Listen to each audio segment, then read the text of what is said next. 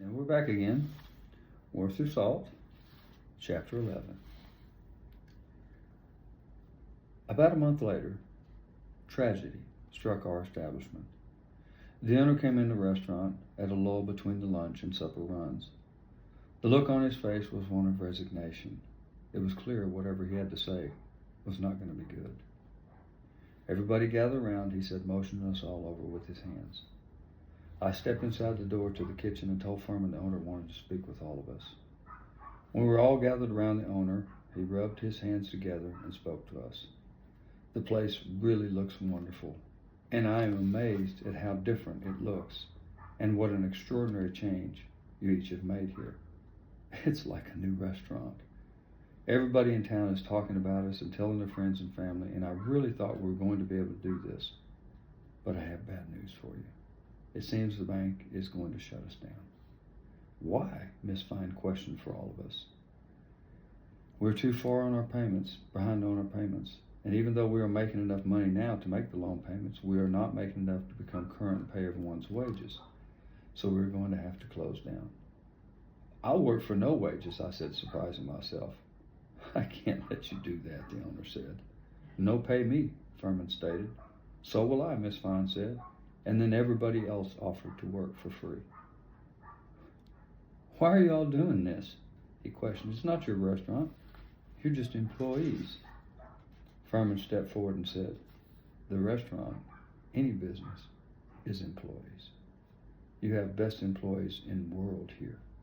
We don't work because of money. We work to serve our customers, your customers. We work for free until you can pay. We do because we are the bestest restaurant in the world. As Furman spoke his broken words to the owner, it felt like my stomach was rolling over. Tears came to my eyes and I felt myself choke a little bit.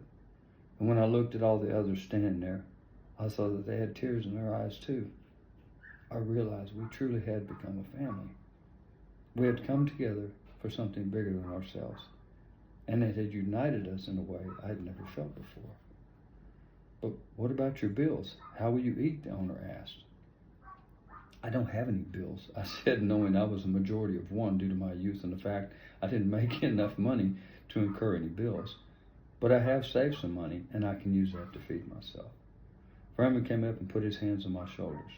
You hear, people? Do you know regular employees? Miss Fine stepped up. How much money are we behind? $15,000, the owner replied.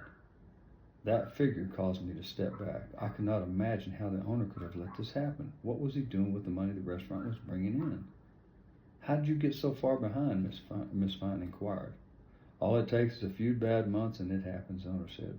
I had to pay all of your wages. That was a priority. That didn't leave much for the banknote, sometimes nothing at all. $15,000, Miss Fine repeated, and then looked up at Furman and asked Furman, what can we do? He shrugged his shoulders. All can do is talk to banker.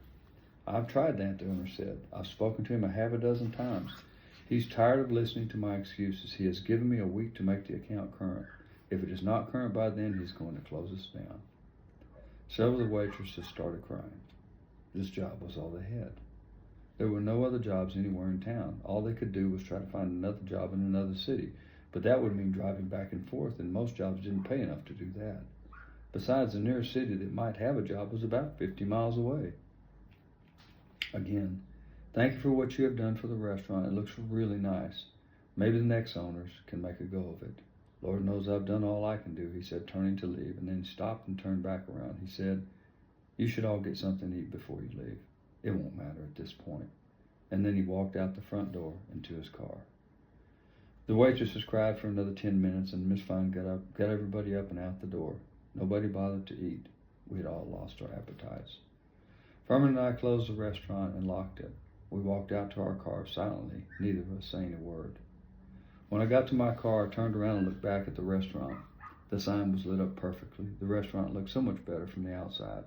Even though it was now dark outside, the windows looked perfect. It was a restaurant I would want to eat at. I looked over at Furman. He was leaning against his car looking at the restaurant. Has this ever happened to you before? I inquired. He nodded his head. 6 times. 6 times, I asked, surprised. See, most businesses fail. Person get idea for business, excited at first, then learn how hard to run business, pay all bills, pay employees, pay insurance, pay his bank. Muchos bills. No enough dinero. Have to close business, lose all money invested. But saddest part, what do to mind? Make one think his own fault, business fail. No true, but think so. Now, no try new business because not believe in himself anymore. Now employee forever. Sad employee. But you said you went through this 6 times. Why would you go through it 6 times? Furman looked at me and smiled. He said, do 6 times, but never fail. Always win. How? You go home tonight. Solve problem in head. Tomorrow, you solve problem. Your chance, one.